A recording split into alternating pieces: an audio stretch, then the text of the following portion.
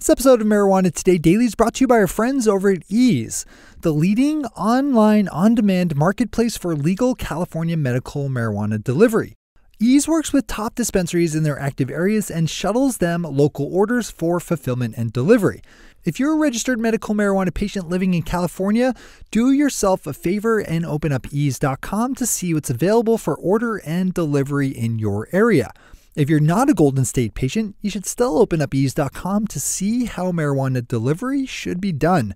One last time, that's ease.com, which is spelled E-A-Z-E, ease.com. Good morning, Marijuana Nation. It's Friday, December 8th, 2017, and you're tuned in to episode 389 of Marijuana Today Daily. I'm your host, Shay Gunther, and I'll be walking you through today's marijuana news and headlines. As always, we have a full and busy day of cannabis news in our hands, so let's jump right into it. Our top story of the day is the news out of Washington, D.C. that late yesterday, the U.S. House of Representatives passed a continuing resolution to provide funding for the government to avoid a much talked about shutdown. That continuing resolution keeps in place all current funding mechanisms and budgets, including the Rohrabacher-Blumenauer Amendment, which bars the Department of Justice from using funds to persecute state legal marijuana. The continuing resolution is only good for 2 weeks, so we'll be jumping back into the story again sometime before December 22nd, by which time the government either needs to pass a proper budget, another continuing resolution, or shut down. Bruce Barcott over at Leafly has a good write-up of this situation that's worth the click. As always, we have all the news we cover linked to on our website at mjtodaydaily.com and on our Twitter account at mjtodaydaily. Speaking of the Department of Justice, ABC News has a piece up showing video clips of Attorney General Jeff Sessions answering a number of well-put questions asked of him by Department of Justice interns during a private DOJ event earlier this summer. One of the interns asked Sessions about the gap in logic behind his support of guns, which actually kills people, and his rejection of marijuana, which does not. As you might expect, Sessions treated the question with a heaping dose of disrespect and did his best not to answer it with any kind of serious thought, throwing out the lie that drugs cause more fatal accidents than alcohol. When he got some pushback by the intern asking that question, Sessions referred to the brave intern as, quote, "Doctor, whatever your name is," unquote. This is another good one to open up to watch the videos. Our final top story of the day is the return of wildfires to the California landscape, this time with the southern part of the state bearing the brunt of high winds and blazing flames. Wildfires around Los Angeles have forced the evacuation of hundreds of thousands of people and burned down hundreds of homes and businesses, including some involved in legal cannabis. As regular listeners know, cannabis businesses are particularly vulnerable when it comes to wildfire because of the difficulty most have in securing any kind of business insurance to cover losses. Outdoor cultivators are even more at risk due to the damage that smoke can cause on growing cannabis plants. Our thoughts are with everyone in California at risk from the fires.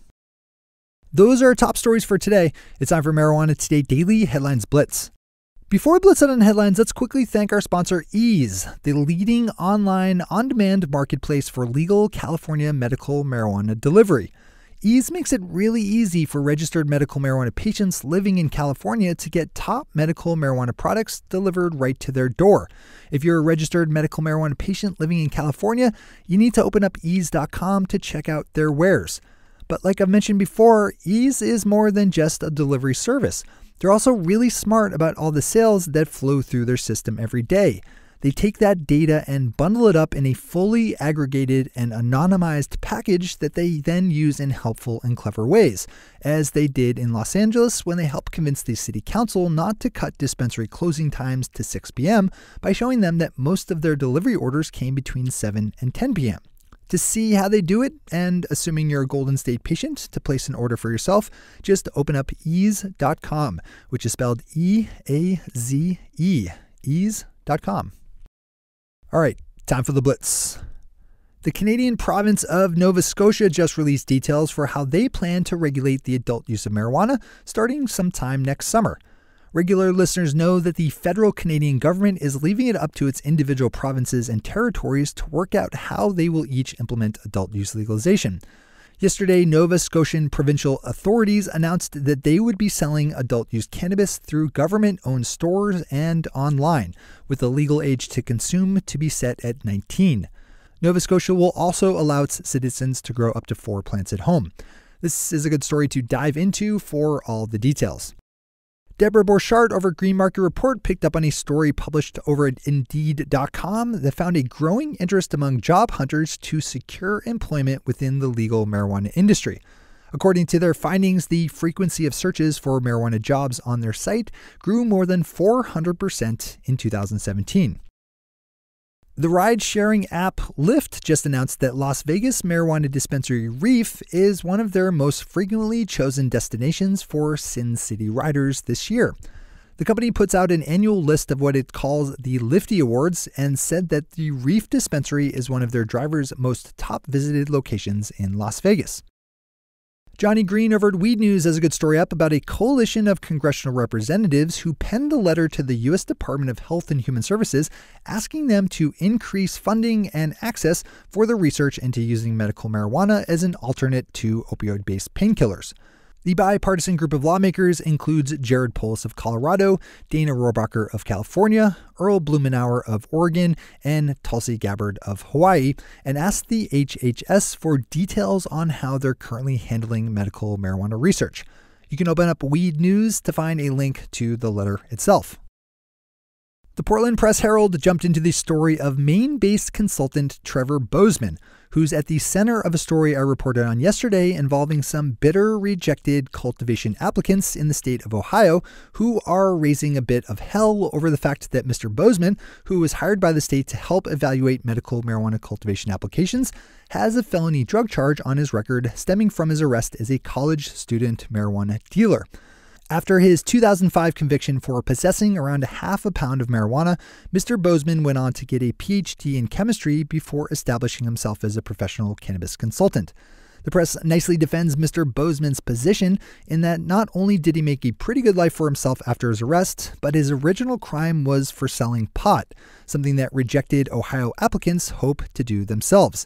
If the legal marijuana industry shuts out everyone with a pot arrest on their record from participating in the new legal system, then we'd have very few experts to actually turn to when crafting good cannabis policy. Arizona Family News is calling out a Phoenix-based medical marijuana dispensary for selling moldy cannabis. Arizona state law does not require any kind of testing for legal medical marijuana, and Arizona Family says that the Encanto Green Cross Dispensary is taking advantage of that fact by selling medical cannabis contaminated with dangerous molds and yeasts. This is another good one to open up in full. And finally for today, having failed to find a business model as a marijuana social network, then as a point of sales service company, a regulatory compliance shop, and sales data provider, embattled cannabis company Massroots is now trying its hand as a concierge delivery service through a just announced partnership with a company based out of Oregon. Their new angle has them providing a phone number where customers can call to ask questions about marijuana before making an order for delivery. Those are the headlines and news for the day. I'll be back with you again Monday morning with another information-packed episode of Marijuana Today Daily. But in the meantime, if you have any stories to share or feedback to give, zip us an email to headlines@mjtodaydaily.com. And while you're clicking around the interwebs, swing over to our Twitter account at mjtodaydaily and visit our website at mjtodaydaily.com to find links to all the news we cover. Thanks to our sponsor Ease and to all of our awesome patron listeners for the support that makes this show possible.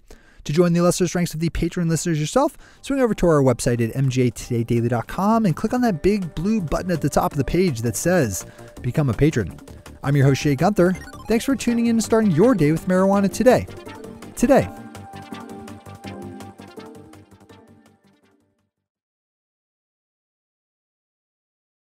One take, Shay. One take.